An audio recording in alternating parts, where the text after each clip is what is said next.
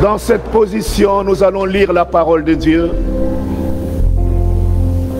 Ésaïe 60. Ésaïe 60, le verset 1 au verset 3. Bien-aimés, si nous pouvons lire ensemble. Lève-toi, sois éclairé, car ta lumière arrive, et la gloire de l'Éternel s'élève sur toi. Voici, les ténèbres couvrent la terre, et l'obscurité le peuple. Mais sur toi, l'Éternel s'élève, sur toi, sa gloire apparaît. Des nations marchent à ta lumière, et des rois à la clarté de tes rayons. Bien-aimés, nous allons passer dans un autre verset. Jean chapitre 5, le verset 25. Jean chapitre 5, le verset 25. En vérité, je vous l'ai dit, l'heure vient, et elle est déjà venue, où les morts entendront la voix du Fils de Dieu, et ceux qui l'auront entendu vivront. Parole de l'Éternel, prenons place.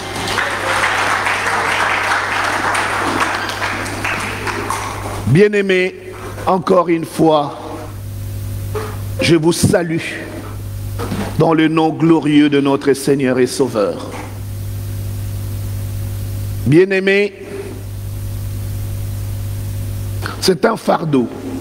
C'est un fardeau que nous devons porter tous ensemble. Vous savez, bien-aimés, la parole de Dieu nous donne un travail ou une mission, comme nous l'avons l'habitude de l'appeler. La mission, c'est quoi? La Bible dit d'aller par tout le monde et de faire de toutes les nations les disciples. Pourquoi cela? Mon bien-aimé dans le Seigneur, c'est ce qu'on est en train de nous montrer dans Ésaïe 60. Pour nous dire quoi? La Bible dit, les ténèbres couvrent la terre et l'obscurité le peuple. Quand nous vivons dans l'obscurité, bien-aimés dans le Seigneur, nous ne pouvons pas bien distinguer les choses. Amen, amen, amen.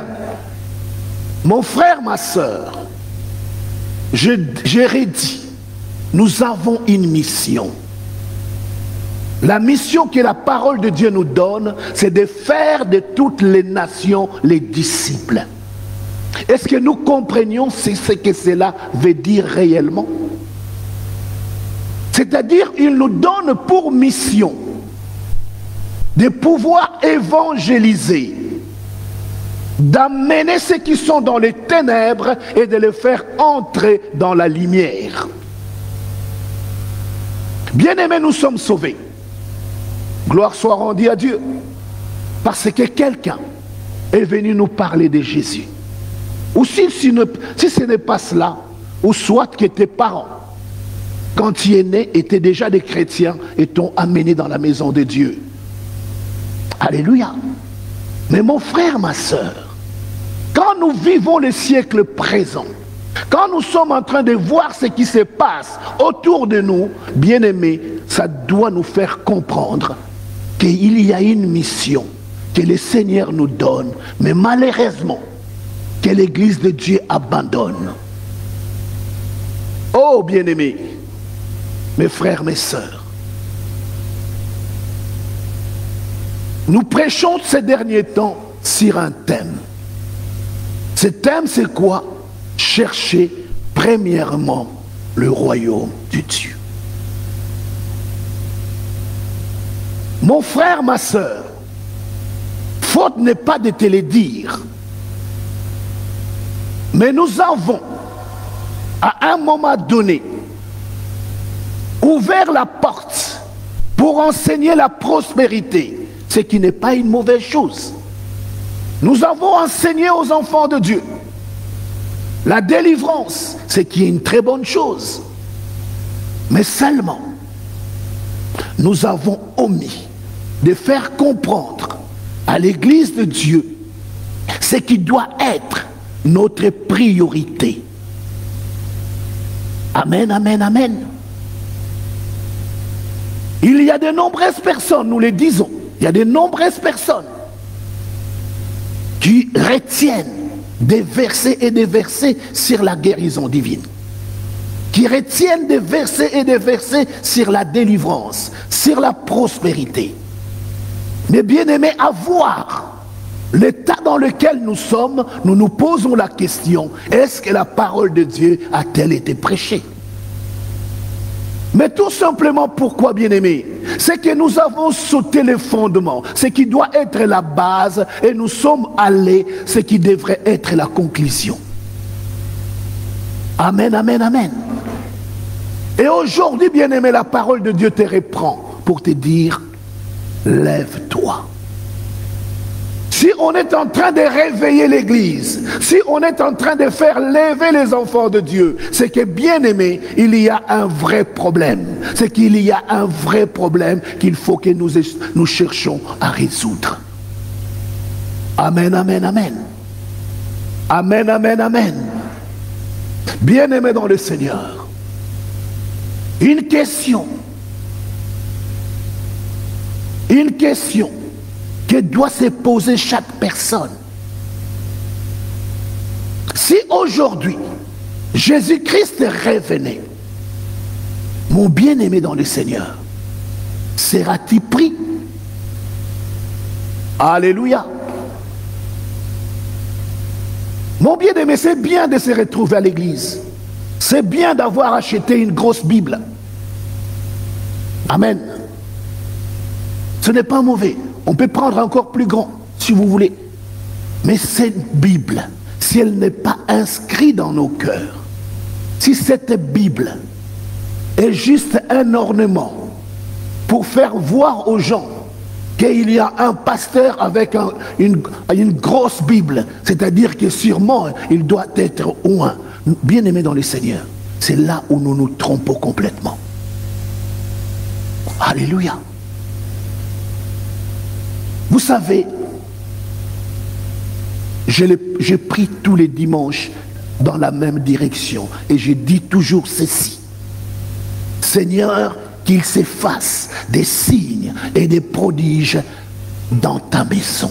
Alléluia. Mais bien aimé, souvent, quand nous disons cela, notre première pensée c'est quoi? C'est voir des gens à gauche et à droite, ainsi de suite. Le premier miracle, ce n'est pas celui-là. Le premier miracle, c'est que des gens changent de vie. Bien-aimés dans le Seigneur, nous prions, nous disons au Seigneur, Seigneur notre Dieu, ta parole déclare, elle est une puissance pour le salut de quiconque croit. Et nous te prions, Seigneur, que cet après-midi, ô mon Seigneur, mon roi, qu'il se fasse des signes, des prodiges et des miracles. Amen. Mon bien-aimé dans le Seigneur, nous revenons à la base. Matthieu 6, 33 nous dit, cherchez premièrement le royaume et la justice de Dieu, et toutes choses vous seront données par-dessus tout. Bien-aimés, il y arrive des moments, je le dis sincèrement, surtout ces derniers temps, je me pose la question, je dis, est-ce que serions-nous sauvés? Amen, amen, amen, amen. Et c'est là où souvent, je partage avec de nombreux serviteurs de Dieu, des hommes et des femmes de Dieu, je dis, les bien-aimés, il faut que nous essayions de comprendre que la Bible, l'Ancien Testament, a été écrite. Bien aimé, la Bible dit c'est une ombre. Une ombre pourquoi? Pour nous faire comprendre ce qui doit arriver à notre temps. Alléluia. On nous parle d'un peuple en captivité. En captivité en Égypte. Ces peuples étaient dans le dur labeur. Ces peuples étaient opprimés. Ces peuples vivaient dans l'oppression. Ils ont crié au Seigneur leur Dieu. Seigneur, pourquoi nous abandonnes-tu? Dieu leur a envoyé un sauveur. Et le sauveur, c'est Moïse. Qu'est-ce qui se passe? Moïse vient. Il parle à ce peuple. Il leur dit, il leur montre ce qu'ils doivent faire. Il leur dit ceci. Vous prendrez un agneau pour chaque famille. Vous l'immolerez. Vous mettrez le sang sur les linteaux des portes. Vous les mangerez à la hâte. Ça sera notre Pâques. Bien-aimés, 400 000 hommes de main sont sortis ces jours-là d'Égypte. Destination, Canaan, la terre promise, les pays où coule le lait et le miel. Amen, amen, amen. Mon frère, ma soeur, c'est à nous de comprendre ces messages aujourd'hui. Elle nous dit quoi? Qu'est-ce que le Seigneur veut nous enseigner? On est venu nous voir. On a prêché. Moi-même présent, j'ai prêché. Si tu donnes ta vie, tu seras sauvé. Viens donner ta vie à Jésus. Les gens ont accouru. Ils ont donné leur vie à Jésus. Et nous avons prié. Nous avons dit, tu es sauvé. Alléluia. Et bien aimé, quand je lis dans Romains, chapitre 13, voilà ce que dit la parole de Dieu. Il nous dit ceci. Le salut est plus proche de nous. Alléluia. Alléluia. Le salut est plus proche de nous aujourd'hui que le jour où nous avons crié. Est-ce que vous comprenez quelque chose? C'est-à-dire qu'on est entré dans un processus. On est en train d'avancer vers une direction. Nous l'avons trouvé, c'est Jésus. Mais la Bible dit, il est le chemin. Alléluia. Alléluia. Donc nous devons entrer dans ce chemin et avancer. Avancer pour aller vers le salut. Bien aimé, je reviens sur ce que je disais tout à l'heure. 400 000 hommes sont sortis d'Égypte pour aller à la terre promise. Mais seulement, la parole de Dieu me dit que 2 personnes, bien aimé, je dis bien 2. Alléluia. 2. Josué et Caleb. Alléluia. Josué et Caleb, c'est les seuls qui sont entrés dans le pays où coule le lait et le miel. Mais les 399 980, je sais pas, enlevez 2, bien aimés, pour comprendre. Tous sont tombés dans les déserts. Alléluia. La destination, ce n'était pas le désert. Dieu avait dit, je vous sors d'Égypte pour vous amener dans le pays où coule le lait et le miel. Amen, amen, amen. Mon frère, ma soeur, bien-aimés dans le Seigneur, le temps arrive aujourd'hui. Pourquoi nous disons ceci? Lève-toi, sois éclairé, car ta lumière arrive. Bien-aimés, nous devons sortir des ténèbres. L'Église de Dieu doit se rendre compte. Où en est-elle aujourd'hui? Où sommes-nous? Bien-aimés, quel temps nous sommes? Éphésiens 5, verset 16 déclare et dit, Rachetez les temps, car les jours sont mauvais. Amen, amen. Rachetez les temps. Mon frère, ma soeur, sors de ton sommeil. Mon bien-aimé, les jours sont mauvais. Voilà pourquoi, bien-aimé dans le Seigneur, il faut que nous comprenions. Nous sommes dans la bonne direction. Mais est-ce que nous arriverons à destination? Alléluia. Alléluia. Arriverons-nous à la destination? Bien-aimés, c'est ce que nous voulons partager. En paix de mots cet après-midi. Nous nous tournons, bien-aimés. Nous allons aller voir Ézéchiel 37. Ézéchiel 37 à partir du verset 1er. Mon frère, ma sœur, c'est toi et moi qui devons prendre conscience et transformer ce monde. Vous savez, je l'ai souvent dit, nous devons impacter le milieu dans lequel nous sommes. Amen, amen, amen. Nous devons transformer le milieu dans lequel nous sommes. Mon frère, ma sœur, il faut que l'Église se réveille.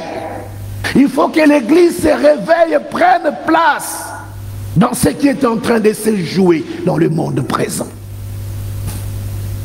Nous sommes dans Ézéchiel pour comprendre, bien aimé dans le Seigneur, quel est notre état réellement aujourd'hui. Pour ceux qui lisent la Bible, Ézéchiel 37, dès qu'on l'évoque directement, on nous dit la vallée des ossements desséchés. Amen, amen. La vallée des ossements desséchés. Mais nous allons prendre un petit temps pour essayer de lire.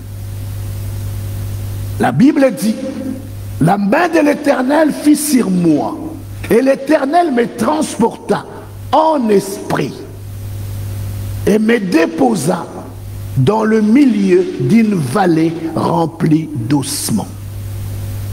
Il me fit passer auprès d'eux, tout autour, et voici, ils étaient fort nombreux à la surface de la vallée, et ils étaient complètement secs. Il me dit, fils de l'homme, ces eaux pourront-ils revivre? Je répondis, Seigneur éternel, tu le sais. Verset 4.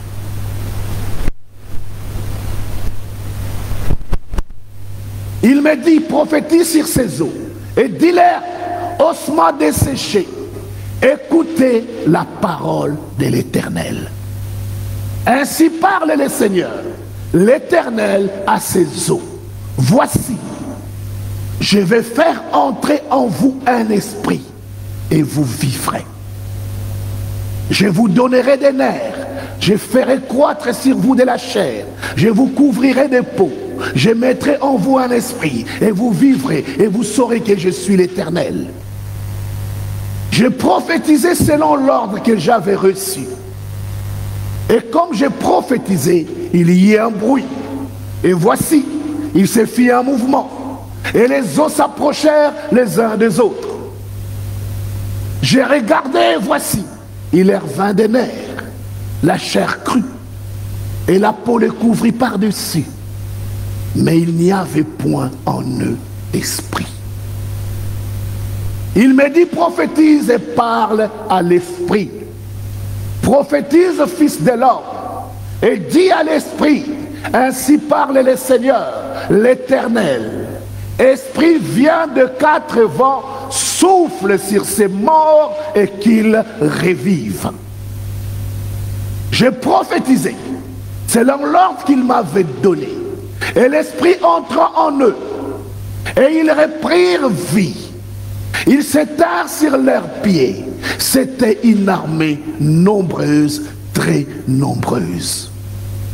Il me dit, fils de l'homme, ces eaux c'est toute la maison d'Israël. Voici, ils disent, nos eaux sont desséchées, notre espérance est détruite, nous sommes perdus. Prophétise donc et dis-leur, ainsi parle le Seigneur l'Éternel. Voici, j'ouvrirai vos sépulcres et je vous ferai sortir de vos sépulcres, ô mon peuple, et je vous ramènerai dans le pays d'Israël. Et vous saurez que je suis l'Éternel lorsque j'ouvrirai vos sépulcres et que je vous ferai sortir de vos sépulcres, ô mon peuple. Parole de l'Éternel. Bien-aimés, bien-aimés, je vais juste revenir sur quelques points. À la maison, prenez le temps de méditer ces messages. On nous dit ici que ces eaux, c'est la maison d'Israël. Alléluia. On ne dit pas que ces eaux, c'est une partie de la maison d'Israël. Non. On dit que ces eaux, c'est la maison d'Israël. Amen, amen, amen. Ces eaux, c'est la maison d'Israël. Bien-aimé, Israël aujourd'hui, c'est qui? Amen, amen. Amen. Israël aujourd'hui, c'est toi et moi. Mais bien-aimé dans le Seigneur, voilà ce que Dieu montre en esprit à Ézéchiel. Il le fait survoler sur une vallée remplie d'ossements complètement secs. Donc ça veut dire vraiment un vrai cimetière. Alléluia.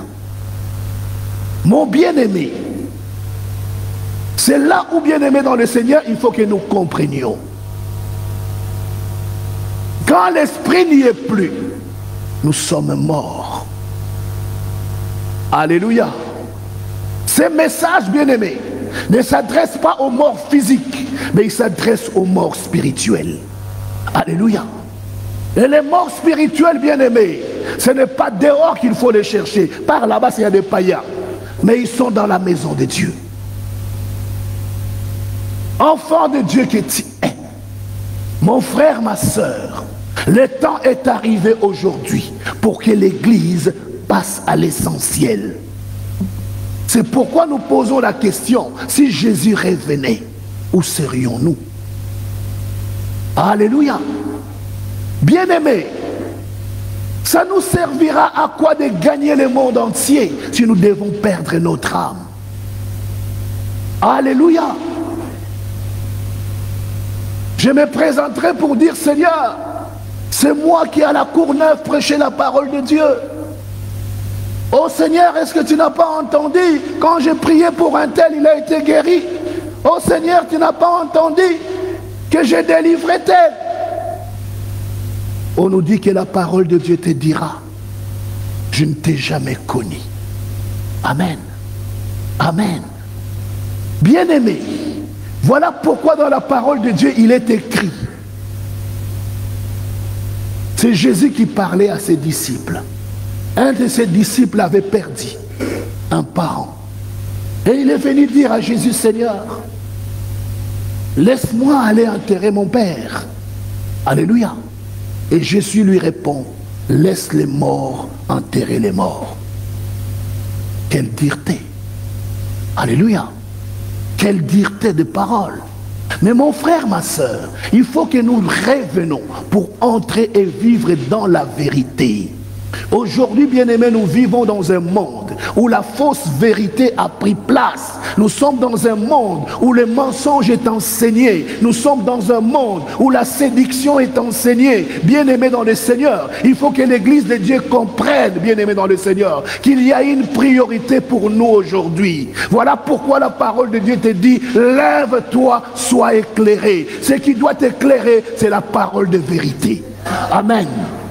Mon frère, ma soeur, bien-aimés dans le Seigneur, si nous nous éloignons de Dieu, nous perdrons. Mon frère, ma soeur, Les mensonges ne nous conduira pas vers Dieu. Quand nous lisons la parole de Dieu et les Écritures, nous pouvons voir. On nous donne des listes. Les voleurs, les efféminés, les impudiques, les n'hériteront point le royaume des cieux. Est-ce que nous comprenions quand nous lisons cela ou pas? Parce que, bien aimé, aujourd'hui, on nous enseigne la grâce. Alléluia. On nous enseigne la grâce. Mais bien aimé, nous devons comprendre la grâce, c'est quoi? La grâce, bien aimé, ne nous conduit pas à vivre selon l'impiété. Alléluia. Parce qu'aujourd'hui, bien aimé, nous sommes en train de tout mélanger. Quand on parle d'une parole de dureté pour redresser le peuple de Dieu, pour les amener dans le droit chemin, on appelle ça une parole de condamnation. Bien aimé, je ne condamne personne parce que moi-même, je suis dans cette barque. Alléluia. Ce que je cherche, c'est de sauver ma vie. Et voilà pourquoi, bien aimé, je ne vous enseignerai pas d'entrer encore, de vous perdre encore, mais je dis ensemble, cherchons la sortie, car le chemin nous l'avons trouvé, et le chemin s'appelle Jésus. C'est lui la parole, cette parole que nous devons suivre. Mon bien-aimé dans le Seigneur, ce n'est pas de la sagesse des hommes que nous avons besoin. Nous avons besoin de la lumière de la parole de Dieu. Ici, Ézéchiel, on nous montre quoi? Une vallée d'ossements. Donc des personnes mortes. Et on nous dit que ces morts, cette vallée d'ossements, c'est toute la maison d'Israël. Amen, amen, amen. Mon frère, ma sœur, Église de Dieu, voilà pourquoi j'ai pris l'exemple dès le commencement pour vous dire qu'il y avait plus de 400 000 hommes de main qui sont sortis d'Égypte pour aller vers Canaan. Mais à Canaan, il n'y a que 2 qui sont entrés. C'est pour dire si Dieu a été aussi dur ou fidèle à sa parole, il ne changera pas sa parole pour toi et moi. Alléluia. C'est-à-dire que nous devons travailler pour notre salut. Travaille pour ton salut, bien-aimé. Travaille pour ton salut, ma soeur. Travaille pour ton salut. Bien-aimé, la parole de Dieu nous dit quoi? C'est là où il est important, bien-aimé, que nous puissions tous ensemble, bien-aimé, que nous puissions comprendre une chose. Jean 5 nous dit, car il nous donne une réponse. Jean chapitre 5, le verset 25. Qu'est-ce qu'il dit?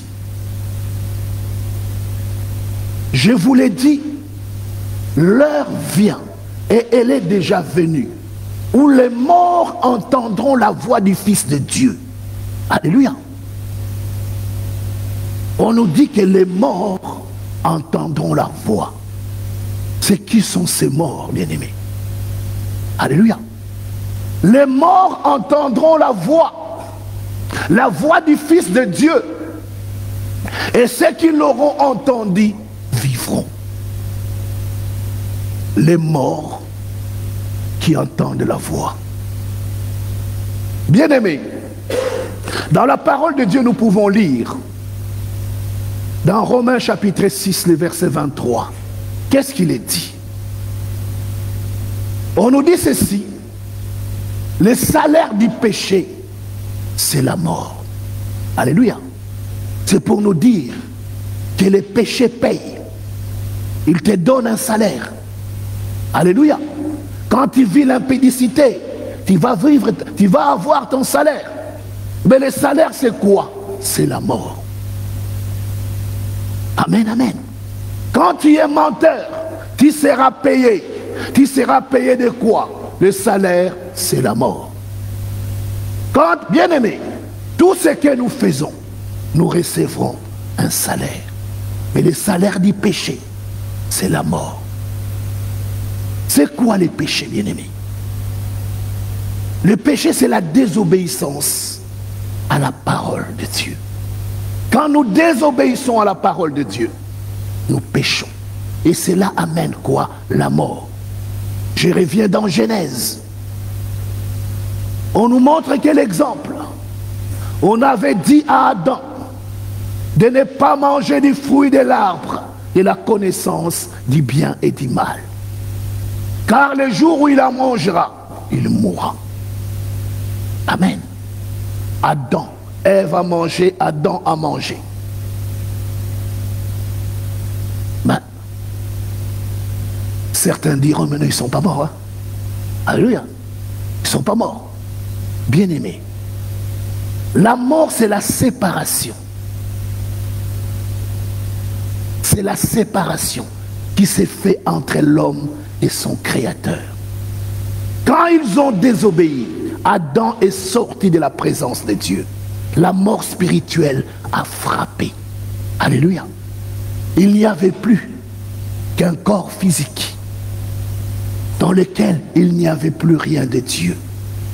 Bien-aimés, aujourd'hui, c'est à l'Église de comprendre que de nombreuses personnes, bien-aimés, nous vivons et nous marchons, mais en réalité, nous sommes des ossements desséchés. Alléluia. Alléluia.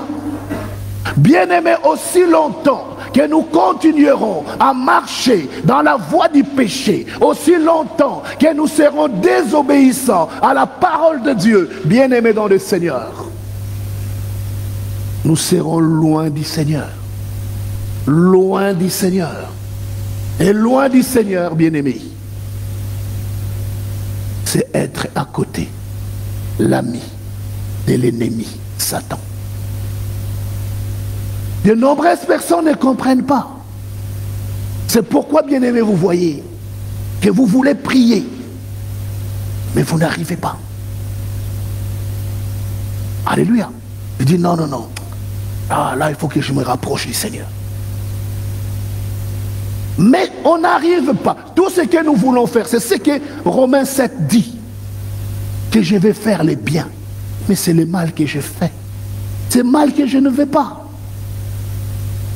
Cela nous montre quoi? L'état de l'homme quand nous vivons sans Dieu.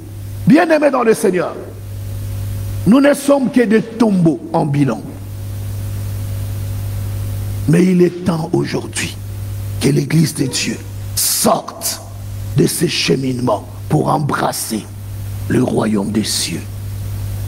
Il est à la porte et il frappe. C'est pourquoi il te dit, bien-aimé dans le Seigneur, si nous pouvons revenir sur notre verset, Jean 5. Bien-aimé dans le Seigneur, la parole de Dieu nous dit, Jean 5, 25, il te dit ceci, bien-aimé, que l'heure vient, et elle est déjà venue. Nous sommes là, alléluia, à l'heure présente, où on nous dit, les morts entendront la voix des fils de Dieu. Bien-aimé dans le Seigneur, il faut que tu réalises les temps dans lesquels tu es maintenant, afin que tu puisses ouvrir tes oreilles et entendre la parole de Dieu. Et la Bible dit que ceux qui entendront la parole vivront. Amen. On nous donne une direction. Veux-tu être sauvé, ma soeur? Veux-tu être sauvé, mon frère? Depuis que nous avons commencé ces messages sur le royaume des cieux, nous avons déjà donné les grandes lignes. La première ligne que nous avons donnée, que la parole de Dieu prenne la première place. Et nous avons dit en second, bien-aimés, nous devons devenir un avec le Saint-Esprit. La communion du Saint-Esprit. La communion du Saint-Esprit. 1 Corinthiens chapitre 6, le verset 17. Qu'est-ce que les Écritures disent? Celui qui s'attache au Seigneur devient un seul esprit avec lui. Amen. Il y a une chose que je vais revenir et je termine par là.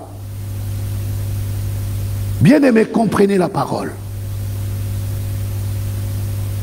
Ce qui a sorti Israël de l'Égypte, c'était quoi?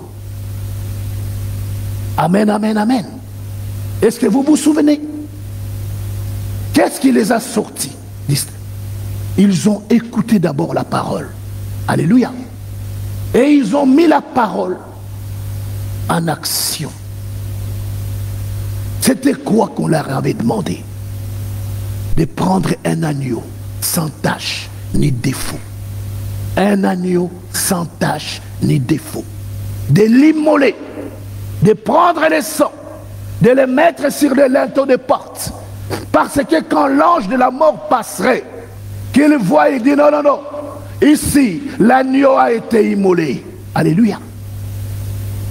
C'est là pour nous amener, ou bien aimé dans le Seigneur, pour t'amener toi et moi à ce que Jésus a fait, ce que nous venons de faire il y a quelques instants. Le sacrifice de la Pâque. Jésus a dit, faites ceci en mémoire de moi chaque fois que vous vous réunissez. Pourquoi? Pour que nous ayons conscience que la vie qui est en nous, la vie qui doit couler en nous, vient du sacrifice de l'agneau. Et l'agneau pascal, c'est qui? C'est Jésus. C'est pourquoi la Bible l'appelle l'agneau immolé.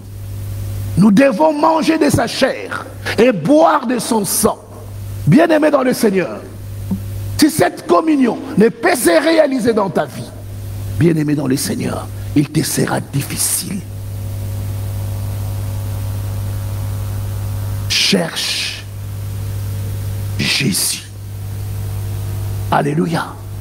Cherche Jésus.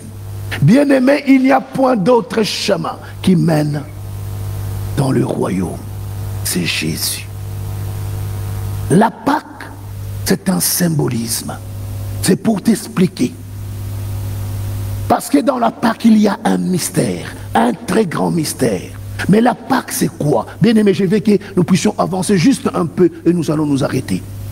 La Pâque, c'est quoi? C'est-à-dire que tu as mangé l'agneau, tu as mangé la chair de Jésus, tu as bu son sang. Donc tu es devenu un avec Jésus. Amen, amen. Mais cela, c'est quoi réellement, bien-aimé dans le Seigneur? C'est ce que Éphésiens, le chapitre 5, est en train d'expliquer avec d'autres termes. Pour te dire, bien-aimé dans le Seigneur, Éphésiens, chapitre 5, si nous pouvons lire à partir du verset 31. Éphésiens 5 à partir du verset 31.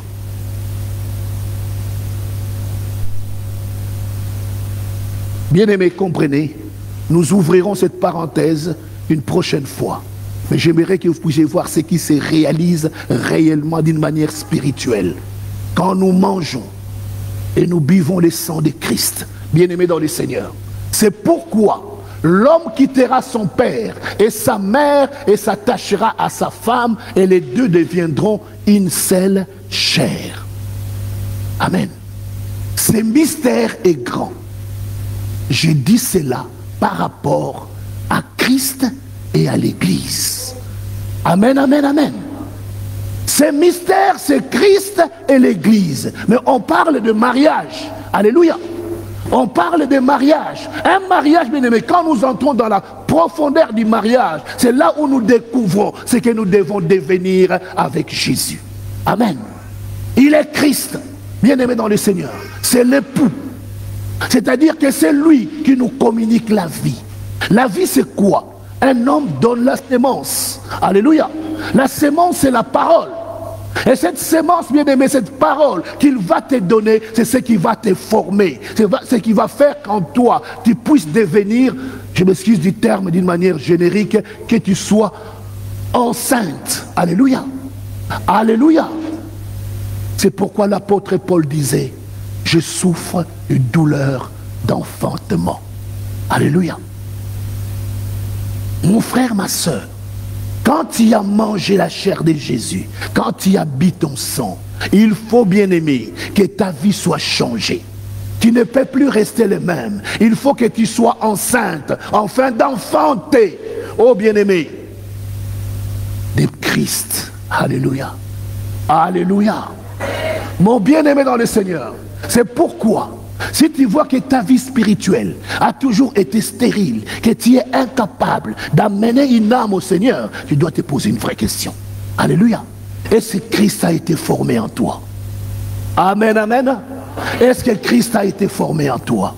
S'il est formé en toi, bien-aimé, une transformation se passera dans ta vie. Tu deviendras comme c'est de la chambre forte, de la chambre haute, pardon. Les gens les voyaient, ils étaient enivrés. Mais ils n'étaient pas ivres de vin, mais ils étaient ivres de l'esprit. Bien-aimé, que la parole de Dieu te communique cette soif. Que cette soif amène que le Saint-Esprit vienne en toi. Et que cette soif te puisse réaliser, bien-aimé, la communion avec le Seigneur. Afin que de deux, vous ne deveniez qu'un. Et le Seigneur notre Dieu soit glorifié.